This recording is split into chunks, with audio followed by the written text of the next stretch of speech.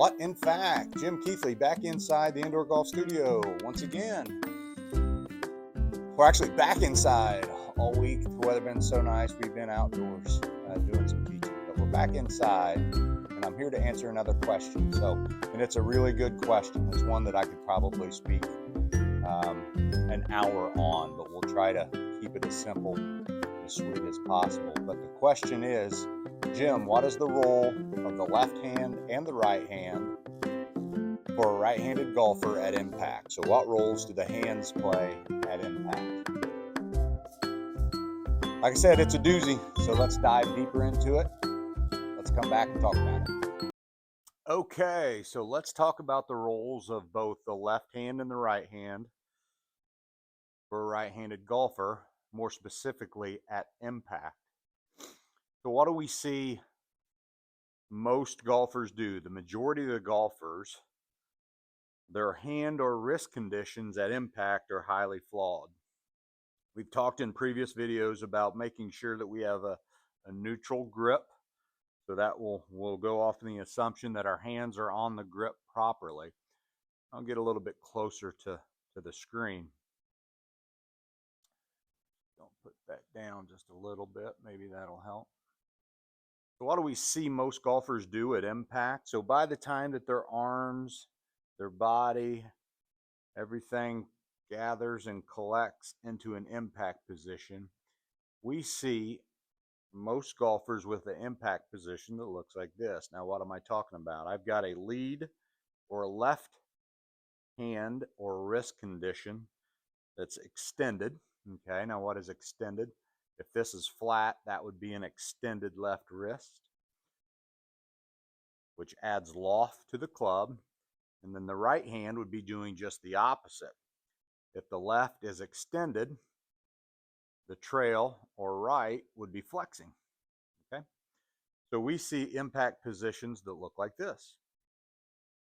What's wrong with that? Well, you can clearly see with this magnet that I'm adding loft to the club. So in this case, let's say I'm hitting a 7-iron. Effectively, I'd be turning a 7-iron into about a 9-iron. And it moves the low point back. So the lowest point, or the radius, the longest point of that club would be behind the golf ball. What should perfect impact look like? And ultimately, this is the only thing that really matters in golf is impact. As our body starts to unwind and our arms and hands get out in front of our body, this is the condition that I should have. So I have a left or lead wrist that's a little bit more flat, okay, and a trail that's a little bit more, instead of being flexed, it's more extended, okay. Is there timing in golf? Absolutely. As I said, I could talk an hour about this. But what do we see all the best players on TV do? At the top of their swing, they have a flat left wrist or left hand and an extended right hand. Okay, so that shallows that club. They maintain those properties as the body starts to unwind. And you can see that the club is now facing down, where most people have hand or wrist conditions that the club is kicked too far out. The club head is now facing up, and then we get those really flawed wrist conditions that I talked about before. Okay, so this would be a bad look. This would be a good look. And just past impact, we would start to see those conditions change just a little bit. So we start to get a little bit more extension post impact into that lead wrist this way. And that's where we start to release the club. We don't want to release the club over here. We want to release the club over there. So I said earlier in the video, the reason that this question is so unique and specifically difficult to talk about, even though it's very, very relevant to every golfer out there, is that the reason that their right hand and their left hand or wrist conditions are so flawed at impact is because there's a cause and effect that happens much earlier in the swing. And I think probably the most relevant body part to what we're talking about in order to get a good functional impact position is kind of the right arm position and what the role of the right arm is in golf. And we see a lot of flawed right arms in golf, not only from a takeaway, but also probably more importantly, a transition component to what the right arm does. So let's just talk about the right arm and the role that it plays.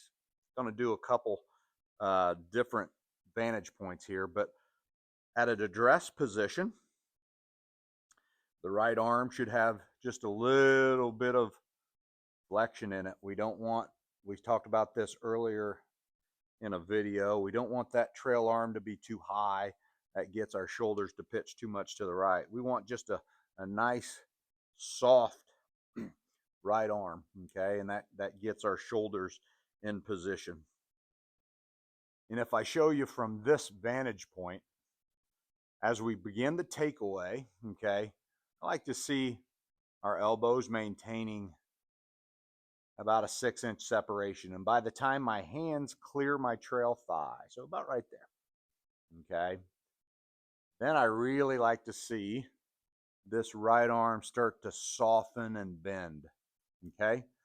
So not only does it soften and bend, but the right hand actually starts to supinate or open, okay? And that position right there starts to pitch the shaft up and back slightly, okay? So I wouldn't want this look. I wouldn't want that look because we haven't softened. I just want, as the body starts to wind up, now we just start to soften that right arm, okay? And that's a good start to the backswing.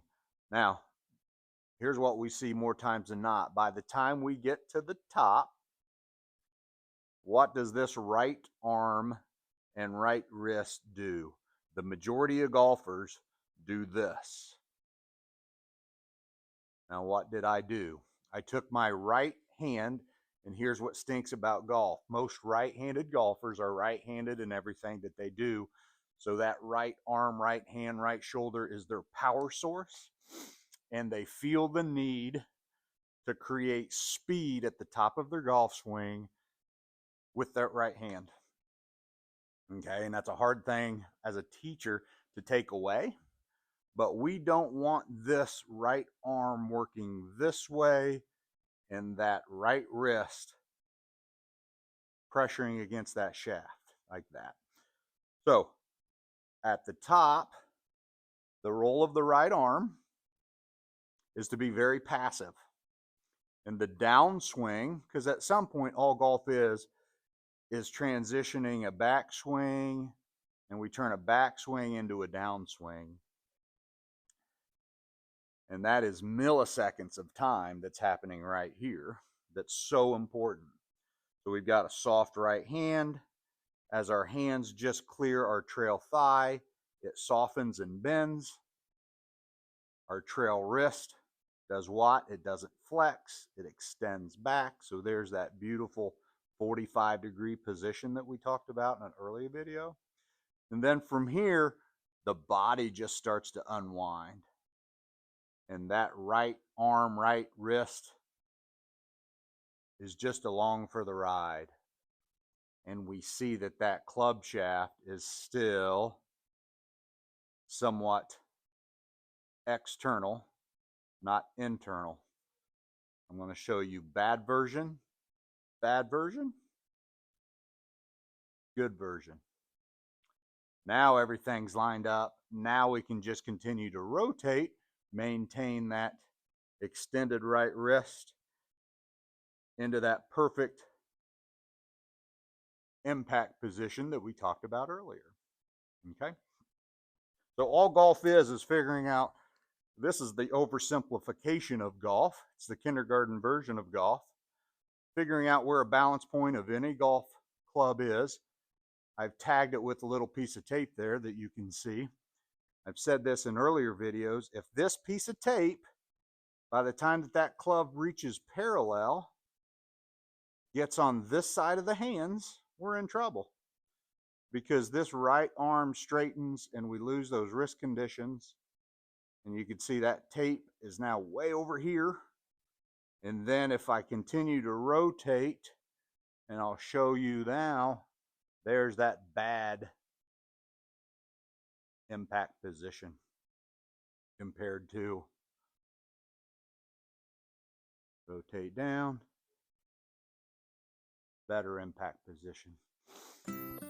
Okay, so there you have it.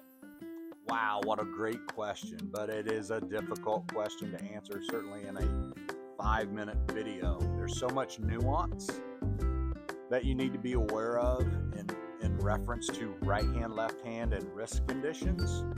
But the takeaway would be, let's get things right very early in our golf swing. Good grip, good stance, good posture, good ball position. Let's get things going in a positive direction initially. Let's get this right arm in a good softened position, in a good right wrist condition early, okay? And that's going to help us get to a proper impact position instead of this improper position. Love it. So keep those questions coming. We had 70-degree weather all last week. It's cold right now, and it's going to be colder a little bit next week. But we're going to have that driving range open real soon for you, and we can dive a little bit deeper into these things on a personal level with your golf game.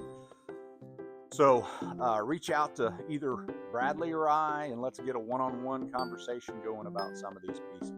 But until then, keep those questions coming. We're enjoying answering them. But for now, that's all I've got. We'll see you next time.